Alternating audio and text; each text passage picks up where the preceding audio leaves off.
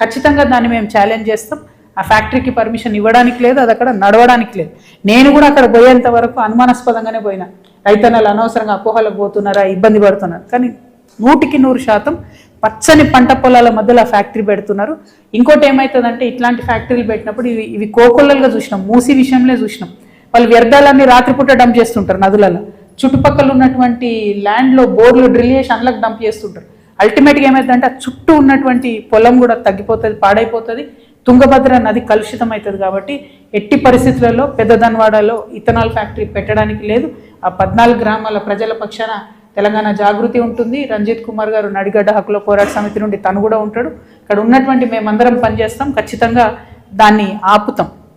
అదేవిధంగా అక్కడ నుండి మేము ఐజాక్ వచ్చినాం, విత్తనం పత్తి ఫ్యాక్టరీలను చూడడానికి వచ్చినాం. అదొక పెద్ద మాయ నడుస్తున్నది మన జిల్లాలో. విత్తనం పత్తి అనేటటువంటి కాన్సెప్టే సీడ్కి ప్రసిద్ధి. మనం దేశవ్యాప్తంగా కాటన్ సీడ్ గద్వాల్లో బాగా దొరుకుతుందని, కానీ రైతులకు మాత్రం ₹1 లాభం లేదు. కష్టపడి కాటన్ సీడ్ వండించి సీడ్ తీసుకుపోయి మధ్యలో ఉండే ఆర్గనైజర్కి ఇస్తే 10 నెలలు సంవత్సరం తర్వాత కూడా వాళ్ళకు పంటకు డబ్బులు చేతులు అందుతలేవు. పైగా పత్తి మొత్తం ఇవ్వాలి ఖచ్చితంగా, ఇస్తే దూది వేరే తీస్తారు, ఇత్తులు వేరే తీస్తారు. దూదికి మాత్రం డబ్బులు కట్టిస్తలేరు ఆర్గనైజర్స్. ఇత్తులకు సంబంధించి వాళ్ళ ఇష్టమిగా ఈ ఇత్తులు మంచియా కాదా, పాసా ఫెయిలా వాళ్ళు చెప్పినప్పుడు చెప్పాలి. వాళ్ళు పాస్ అంటే పాసు, ఫెయిల్ అంటే ఫెయిలు. చాలా భయంకరంగా ఇబ్బంది పెడతా ఉన్నారు.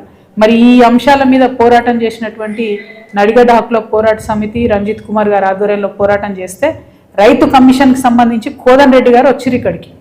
కోదన్ రెడ్డి గారు వచ్చినప్పుడు కూడా వారైనా, ఈ సునీల్ కుమార్ గారని కాంగ్రెస్ పార్టీలో లాయర్ ఉంటాడు ఆయనైనా, కలెక్టర్ గారైనా అందరు కలిసి ఒకటే ఏం చెప్పారంటే, ఎక్కడ కూడా మన భారతదేశంలో ఉన్న కాంట్రాక్ట్ ఫార్మింగ్, ఒప్పంద వ్యవసాయం అంటాం కదా, కాంట్రాక్ట్ ఫార్మింగ్ రూల్ ఏంది అంటే company should directly talk to the farmer, company should directly enter into an agreement with the farmer. డైరెక్ట్గా కంపెనీ రైతుతోనే ఒప్పందం చేసుకోవాలి. ఇక్కడ ఏం జరుగుతుంది, దాదాపుగా 30 సంవత్సరాల నుంచి ఏం జరుగుతుంది, కంపెనీ డైరెక్ట్గా ఫార్మర్తో మాట్లాడదు, మధ్యలో ఆర్గనైజర్ వ్యవస్థ పెట్టిరు.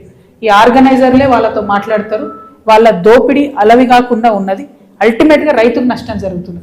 కంపెనీకి రైతుకు ఒప్పందం ఉంటే ఏమవుతుందంటే రైతుకు లాభం అవుతుంది. ఎంత లాభం జరుగుతుంది అంటే పంట వచ్చినా రాకపోయినా రైతుకు డబ్బులు చెల్లించాల్సి వస్తుంది ఫ్యాక్టరీ.